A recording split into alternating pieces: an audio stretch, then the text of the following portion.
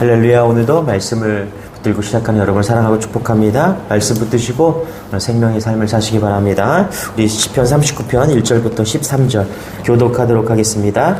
내가 말하기를 나의 행위를 조심하여 내 혀로 범죄하지 아니하리니 악인이 내 앞에 있을 때 내가 내 옆에 재갈을 먹이리라 하였도다. 내가 잠잠하여 선한 말도 하지 아니하니 나의 근심이 더 심하도다. 내 마음이 내 속에서 뜨거워서 작은 소리로 읊조릴 때에 불이 붙으니 나의 혀로 말하기를 여호와여 나의 종말과 연한이 언제까지인지 알게 하사 내가 나의 연약함을 알게 하소서. 주께서 나를 한 뼘 길이만큼 되게 하심에 나의 일생이 주 앞에는 없는 것 같사오니 사람은 그가 든든히 서 있는 때에도 진실로 모두가 허사뿐이니이다. 진실로 각 사람은 그림자같이 다니고 헛된 일 소란하며 재물을 쌓으나 누가 거둘는지 알지 못하나이다. 주여 이제 내가 무엇을 바라리요? 나의 소망은 주께 있나이다. 모든 죄에서 건지시며 우매한 자에게서 욕을 당하지 아니하게 하소서. 내가 잠잠하고 입을 열지 아니함은 주께서 이를 행하신 까닭이니이다. 주의 징벌을 나에게서 옮기소서. 주의 손이 치심으로 내가 쇠망하였나이다. 주께서 죄악을 책망하사 사람을 징계하실 때 그 영화를 좀먹음같이 소멸하게 하시니 참으로 인생이란 모두 헛될 뿐이니이다. 여호와여 나의 기도를 들으시며 나의 부르짖음에 귀를 기울이소서. 내가 눈물 흘릴 때에 잠잠하지 마옵소서. 나는 주와 함께 나그네이며 나의 모든 조상들처럼 떠도나이다. 13절 같이 읽겠습니다. 시작. 주는 나를 용서하다 내가 떠나 없어지기 전에 나의 건강을 회복시키소서. 아멘. 재작년인가요? 제가 어떤 집사님을 만났는데 그 남편이 상당히 고지식하게 생기셨습니다. 딱 봐도 돈 좀 있고 간부 냄새가 나는 그런 사람이었어요. 그런데 아내가 차를 타는데 오더니 문을 열어주고 여보 조심히 다녀와 이렇게 아주 다정하게 그렇게 이야기를 하고 인사를 하는 겁니다. 그래서 제가 좀 물어봤어요. 그랬더니 이 아내가 그렇게 이야기를 하는 겁니다. 남편이 엄청 많이 변했다는 겁니다. 원래는 저런 남편이 아니라 정말 무뚝뚝하고 권위적인 남편이었는데 변했대요. 왜 변했나 물어보니까 암 걸려서 죽다 살아났다는 겁니다. 이제 병원에서 3개월 정도밖에 살면 많이 사는 거라고 그렇게 얘기했는데 죽기 전에 아내가 이것저것 좀 먹였는데 그것 때문에 이제 살아났다는 것입니다. 그래서 선고받은 지 1년 만인데 지금 저렇게 건강하게 되었다는 것입니다. 지금 기력이 생겨서 이제 다시 사업도 다시 이제 출근도 하게 되고 그렇게 1년을 살다 보니까 죽다 살아난 사람이니까 얼마나 많이 변했겠냐고 그러면서 자기한테 너무너무 지금 잘하는 남편으로 그렇게 변했다라고 이야기를 하는 것을 제가 체험을 한 적이 있습니다. 여러분 병에 걸렸다가 죽다 살아나면은 사람이 변합니다. 그런데 오늘 말씀에 그래요. 다윗이 그랬다는 것입니다. 다윗이 병으로 인해서 완전히 바뀌었습니다. 다윗의 인생에서 큰 전환점이 생겼는데 그것이 오늘 말씀입니다. 우리 13절 같이 한번 읽어볼게요. 13절 시작. 주는 나를 용서하사 내가 떠나 없어지기 전에 나의 건강을 회복시켜 주옵소서. 그죠? 주는 나를 용서하사 내가 없어지기 전에 나의 건강을 회복시키소서. 다윗이 어떤 병에 걸렸는지는 알 수 없지만 지금 건강을 회복시켜 달라고 기도하고 있습니다. 다윗에게 어떤 건강의 문제가 있는지 학자들도 분분합니다. 그러나 이 일로 인해서 다윗이 완전히 바뀐 것을 확실합니다. 39장이 그렇게 증언하고 있는 것이죠. 인생이 아무것도 아니다. 손 안에 있는 나의 재물, 손 안에 있는 나의 부귀영화 아무것도 아니다. 그렇게 고백하고 있는 것이죠. 그래서 7절에 이렇게 고백합니다. 7절 같이 한번 읽어볼게요. 시작. 주여 이제 내가 무엇을 바라리요? 나의 소망은 주께 있나이다. 아멘. 다윗은 죽을 병에 걸렸다가 살아나서 고백합니다. 나의 모든 소망은 주께 있나이다. 사랑하는 주님의 교회 성도 여러분, 우리의 소망은 주님께 있습니다. 다른 데 있는 것이 아닙니다. 재물에 있는 것이 아니라 자녀에게 있는 것이 아니라 우리의 소망은 누구에게요? 남편에게 있는 것이 아니라 누구에게요? 주님께 있습니다. 할렐루야. 우리의 모든 소망이 주님께 있음을 고백하는 여러분 되시길 축원합니다. 우리의 꼭 죽을 병에 걸려봐야 우리가 나의 소망이 주님께 있습니다. 이렇게 고백하는 것은 아닙니다. 건강할 때, 그리고 지금 당장 주님이 우리의 모든 소망입니다 라고 고백할 수 있다면 여러분 그것은 복이고 인생의 큰 지혜입니다. 이런 지혜가 우리에게 있기를 소망합니다. 다윗이 이 고난을 통해서 육적인 질병을 통해서 자신이 얼마나 영적으로 성숙하여졌는지 오늘 말씀을 증거하고 있는데 1절 이렇게 말하고 있습니다. 같이 한번 시작. 내가 말하기를 나의 행위를 조심하여 내 혀로 범죄하지 아니하리니 악인이 내 앞에 있을 때에 내가 내 입에 재갈을 먹이리라 하였다. 세 번역으로 1절을 읽어보면 이렇게 말합니다. 내가 속으로 다짐하였다. 나의 길을 내가 지켜서 내 혀로는 죄를 짓지 말아야지. 악한 자가 내 앞에 있는 동안에는 나의 입에 재갈을 물려야지. 다윗은 문제가 있을 때, 고난이 지금 찾아왔을 때 뭐하고 있습니까? 사람 보지 않았고 주님만 바라보고 있다는 것입니다. 그래서 다짐한 게 뭐냐 하면 사람에게 말하지 않겠다라는 거예요. 사람 앞에 자신의 문제를 토로하지 않겠다라는 거예요. 오직 주님만 바라보겠다는 것입니다.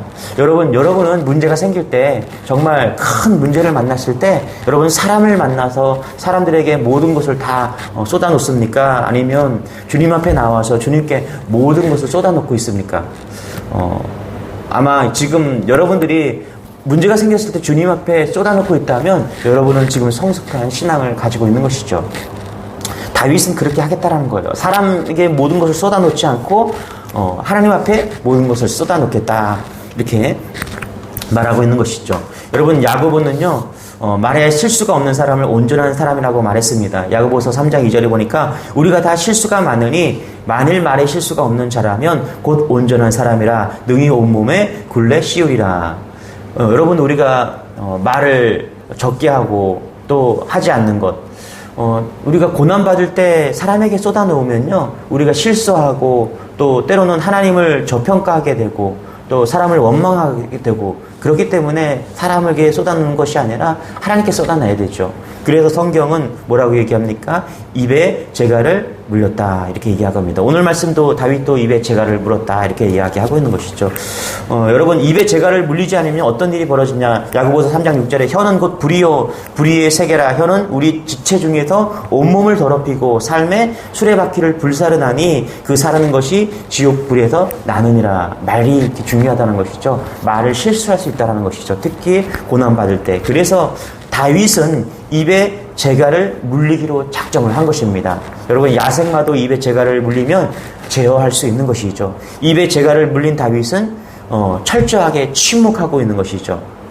그러나 여러분, 우리가 이렇게 침묵하면 할수록 근심은 더해갔습니다. 사람이 말을 하지 않고 침묵한다는 것은요, 그렇게 쉬운 일이 아닙니다. 보통 사람들이 말을 하기 때문에 스트레스가 쌓이지 않거든요. 그런데 말을 적게 하면 스트레스가 쌓이는 거예요. 그래서 오늘 시편에도 뭐라고 얘기합니까? 나의 근심이 더하도다. 자기가 말을 하지 않으니까, 다윗이 말을 하지 않으니까 근심이 더했대요. 자, 우리 2절 같이 한번 볼게요. 시작. 내가 잠잠하여 선한 말도 하지 아니하니 나의 근심이 더 심하도다. 그렇죠? 고난을 당할 때 악한 말도 하면 스트레스가 풀려요. 그런데 선한 말도 하지 않았다. 그러니까 나의 근심이 더 쌓여져 가고 있다, 이렇게 이야기하고 있다는 것입니다. 말하지 않으면 고통이 있습니다, 여러분. 억울한 것이 있고 부당한 것이 있다면 말을 해서 막 쏟아내야 되죠. 쏟아내면 시원합니다.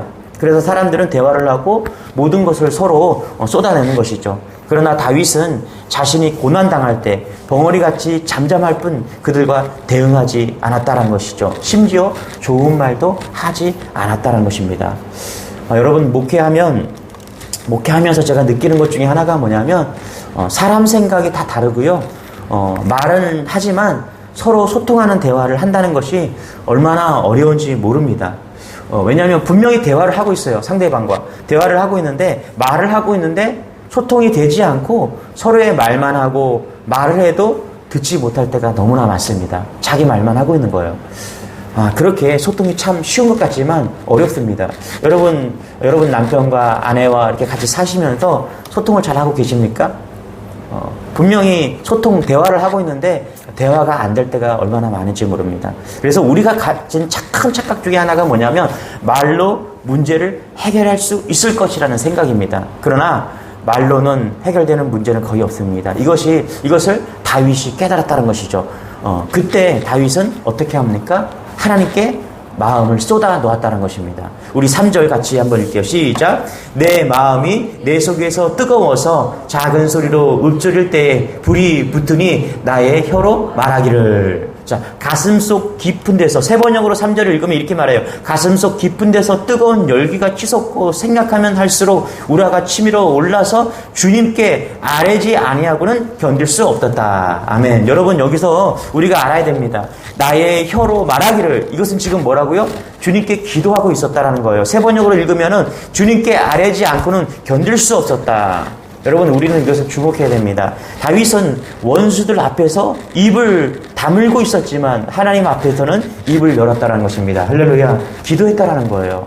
기도하면 놀라운 은혜가 있습니다. 할렐루야. 하나님 앞에 입을 열었을 때 어떤 고백이 나옵니까? 4절입니다. 시작. 여호와여, 나의 종말과 연한이 언제까지인지 알게 하사 내가 나의 연약함을 알게 하소서. 다윗은 하나님을 향해서 기도하는 것이죠. 주님, 알려주십시오. 내 인생의 끝이 언제입니까? 내가 얼마나 더 살 수 있습니까? 그렇죠? 사람과의 대화와는 완전히 다른 그런 대화를 하고 있는 거죠. 나의 일생이 얼마나 덧없이 지나가는 것인지 말해주십시오. 그렇죠? 이렇게 이야기하고 있다는 것이죠. 한마디로 하나님, 저를 알아서 해주십시오.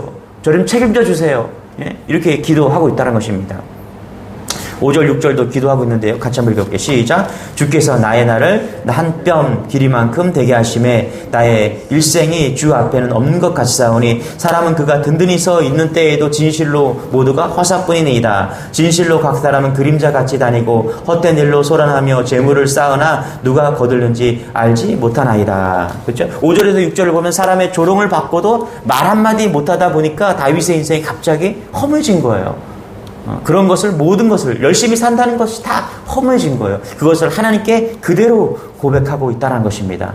그런데 여러분, 다윗은 사람에게 말하지 않고 하나님께 기도했을 때 어떤 일이 일어납니까? 7절 8절 9절 같이 한번 읽어볼게요. 시작. 주여, 이제 내가 무엇을 바라리요? 나의 소망은 주께 있나이다. 아멘. 8절 같이 시작. 나를 모든 죄에서 건지시며 우매한 자에게서 욕을 당하지 아니하게 하소서. 내가 잠잠하고 입을 열지 아니하면 주께서 이를 행하신 까닭이다. 아멘. 여러분, 7절에 보니까 주여, 이제 내가 무엇을 바라리요? 나의 소망은 주께 있나이다.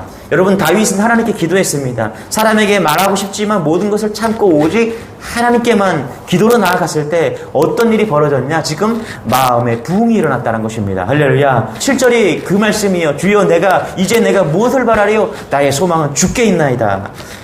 다윗은 속이 터지고 절망감이 있을 때 하나님께 기도했더니 그의 마음에 불이 일어나서 다시 살게 하셨다는 것입니다. 세 번역으로 7절 이렇게 말합니다. 그러므로 주님, 이제 내가 무엇을 바라나이까? 내 희망은 오직 주님뿐입니다. 아멘. 여러분, 안타까이 기도하는 중에 기도를 들으시는 하나님을 다윗은 지금 바라보고 있습니다. 무엇이 가장 중요한가? 사람이 사람으로부터 외면당하고 무시당하고 손가락질 받고 세상 성공이 허무하게 여겨질 때 변함없으신 하나님에 대한 새삼 눈이 다시 떠지게 된 것입니다. 그리고 오직 한 가지만 갈망하는 거예요. 오직 주님이 나의 소망입니다. 나의 소원이십니다. 할렐루야. 이것이 마음의 부흥이 일어난 것이죠. 여러분에게 심령에 이런 마음의 불이 일어나길 소망합니다. 여러분, 사람의 배신으로 마음이 아프십니까? 상처나고 외롭고 낙심한 마음이 있으십니까? 여러분, 그러면 주님을 바라보시기 바랍니다. 주님을 바라보시면 마음의 부흥이 일어나요. 마음의 불이 임하고 이러면 살게 된다는 것입니다. D.L. 무디에 대한 한 가지 이야기가 있습니다. D.L. 무디가 원래 이 구두수송공이었거든요. 처음부터 D.L. 무디 목사님이 엄청난 사역을 한 것이 아니에요. 그냥 어떤 로컬 작은 지방에서 이렇게 구두 닦다가 목회를 하게 되었습니다. 이 D.L. 무디 인생이 바뀐 게 언제냐 하면 1871년 6월 달이었습니다. 그냥 작은 교회에서 성도 한두 명 가지고 이렇게 목회하던 그런 때였는데 예배를 인도하고 있었는데 제가 이름을 다 기억하지 못하는데 두 여자가 와서 기도를 하고 있었던 거예요. 한 명은 세라프고 한 명은 이름이 너무 길어서 제가 기억을 못하는데 목사님이 이제 말씀을 막 전하시고 이제 끝났는데 이 두 자매가 예배가 끝났는데도 불구하고 계속 기도를 하고 있는 거예요. 그래서 이제 기도를 오랫동안 하고 있어서 무슨 문제가 있나 하고 싶어서 이제 무디 목사님이 기다렸다가 이야기를 합니다. 그래서 물었더니 이 두 자매가 그러는 거예요. 목사님을 위해서 기도하고 있다고. 성령의 불이 임하게 해달라고, 목사님 사역에 불이 임하게 해달라고 기도하고 있다는 것입니다. 무디 목사님은 어떻게 보면은 그러면 내가 성령의 불이 없다는 얘기인가 이렇게 기분 나빠할 수도 있는데, 그 얘기를 듣고 나서 무디 목사님이 계속 뭐라고 얘기했냐면, 그러면 계속 좀 충분히 기도해 주십시오. 더 기도해 달라고 그렇게 계속 간청했다라는 거예요. 그래서 이 두 자매가 더 기도했다는 것이죠. 그런데 놀라운 것은요, 뭐냐면 무디 목사님이 이 두 자매가 이렇게 기도하고 난 이후에 그의 사역이 완전히 바뀐 것입니다. 그의 마음에 불이 임하고, 그 모습을 통해서, 또 그 기도하는 모습을 통해서 이 무디 목사님의 심령에 불이 임한 거예요. 하나님이 기름 부쳐주신 거예요. 그래서 어떻게 해요? 그의 사역이 글로벌한 사역으로 바뀌었다는 것입니다. 무디 목사님은 그의 자서전에서 그의 인생에, 그의 마음이 불이 임한 사건, 불이 붙은 사건, 마음의 부흥이 일어난 사건을 그 두 자매의 기도로 이야기하고 있는 것이죠. 여러분, 기도하면요, 우리가 억울하고 고난당할 때 주님을 바라고 기도하면요, 우리의 심령에 불이 붙습니다. 할렐루야. 불이 붙고 마음에 부흥이 일어납니다. 그러면 살게 된다는 것입니다. 한 가지만 더 간증할까요? 크리스엘 목사님께서 40년 전에 당대에 정말 뜨겁게 목회하던 그런 목사님이셨는데, 샌프란시스코에 있었어요. 그런데 캘리포니아 침례 대학에 다니던 그 미국의 코로나 옆에 리버사이드에 사는 그 학교에 다니던 한 친구가, 청년이, 이 목사님이 샌프란시스코에서 집회를 하는데 350마일 차를 몰고 거기 왔다라는 거예요. 그래서 이 청년이 목사님의 설교를 다 듣고 나서 이제 마지막에 인사를 하면서 크리스엘 목사님께 기도를 부탁하는 겁니다. 목사님, 저 좀 기도 좀 해달라고, 성령의 불이 임하게 좀 기도해달라고 이렇게 이야기를 합니다. 그래서 이 크리스엘 목사님이 머리에 손을 얹고 간절하게 기도합니다. 이렇게 기도했다는 것이죠. 성령의 갑절의 영감을 주십시오. 성령의 불이 임하게 해주십시오. 그리고 이렇게 기도합니다. 하나님, 제가 섬기는 이 달라스 침례교회보다 이 청년이 목회할 때 2배 이상 크게 부흥되게 도와주시옵소서. 우리 시대를 움직일 수 있는 영감을 주시고 갑절의 은혜를 주옵소서. 그의 심령에 불이 임하게 도와주옵소서. 여러분, 이 크리스엘 목사님이 이렇게 기도했던 이 목사님이 그 청년이 리버랜 목사님이었다는 것입니다. 그리고 그렇게 정말 기도한 것처럼 그때 불이 임하고 심령에 살아나서 그가 정말 천재적인 목회를 하게 되었다는 것이죠. 세계적으로 쓰는 그런 목회가 된 것이죠. 여러분, 하나님이 쓰임받는 공통적인 특징이 있습니다. 뭐냐 하면, 하나님께서 그의 심령에 불을 붙여주신다는 것입니다. 저는 출애굽기 3장 2절 이 말씀이 참 좋은데요. 제가 이 말씀 읽어드릴게요. 여호와의 사자가 떨기나무 가운데서로부터 나오는 불꽃 안에서 그에게 나타나시니라. 그가 보니 떨기나무에 불이 붙었으나 그 떨기나무가 사라지지 아니하는지라. 아멘. 모세가 처음 하나님을 만나는 장면이 있죠. 떨기나무에서 불이 붙은 거예요. 그래서 아주 떨기나무가 작은 나무였거든요. 불이 붙으면 한순간에 다 타버려서 그냥 바로 1, 2분이면 죄가 되는 그런 아주 작은 왜소한 나무인데, 하나님이 불을 붙여주시니까 그 왜소하고 작은 나무가 죄가 되지 아니하고 계속 불 붙어 있는 것입니다. 그런 것 같아요, 여러분. 우리가 하나님이 불 붙여주시잖아요. 우리의 인생 가운데 하나님의 불을 붙여주시면, 우리 마음에 불이 임하면 여러분, 죄가 되지 아니하고 영원히 꺼지지 않는 그런 죄가 되지 않고 영원히 꺼지지 않는 불이 붙어서, 우리 심령이 불이 붙어서 부흥이 일어난다는 것입니다. 그러면 무기력이 사라지고 우리 안에 놀라운 생명력이 불어나와서 사람들을 살리고 또 인생 가운데 부흥이 일어난다는 사실입니다. 그래서 하나님은 모세를 리더로 쓰고 우리를 리더로 쓰신다는 겁니다. 여러분, 이런 마음의 부흥이 오늘 말씀 가운데, 기도 가운데 일어나길 소망합니다. 12절 마지막 줄 읽고 마치겠습니다. 12절 시작. 여호와여, 나의 기도를 들으시며 나의 부르짖음에 귀를 기울이소서. 내가 눈물 흘릴 때에 잠잠하지 마옵소서. 나는 주와 함께 있는 나그네이며 나의 모든 조상들처럼 떨어나이다. 할렐루야. 이렇게 기도했을 때 하나님께서 다윗에게 놀라운 마음의 부흥이 임하게 하고 그를 붙잡아 주시고 그의 모든 것을 주님께 위탁하는 인생이 되는 것이죠. 오늘 이런 은혜가 여러분에게 있기를 소망합니다. 기도하겠습니다. 하나님, 감사합니다. 우리가 절망 가운데, 배신당하고 넘어지고 또 무기력하고 그럴 때 하나님을 바라봅니다. 세상 사람들에게 모든 것을 이야기하고 그러는 것이 아니라 오직 주님께 모든 것을 의탁하고 기도하며 나아갑니다. 그럴 때 우리의 심령이 불이 임하고 우리의 심령에 놀라운 부흥의 역사가 나타납니다. 하나님, 절망 가운데 이런 부흥을 맛보게 도와주옵소서. 하나님, 낭만 가운데, 낙심 가운데 우리가 기도할 때 우리의 심령이 불이 임하는 것을 경험하게 도와주옵소서. 그러면 산 것입니다. 그러면 놀랍게 쓰임받는 것입니다. 그러면 우리의 삶이 변화될 것입니다. 하나님, 이것을 믿고 우리가 기도의 자리로 나아가는 그런 믿음의 권속들이 다 될 수 있도록 은혜를 더하여 주옵소서. 하나님, 기도할 때 심령의 부흥이 놀라운 생명이 불탈 수 있도록 하나님께서 은혜를 더하여 주옵소서. 감사드리며 예수님의 이름으로 기도드리옵나이다. 아멘. 오늘도 말씀 붙드시고 기도할 때 여러분의 심령의 부흥이 일어나기를 소망합니다. 우리 주여 한번 외치고 기도하겠습니다. 주여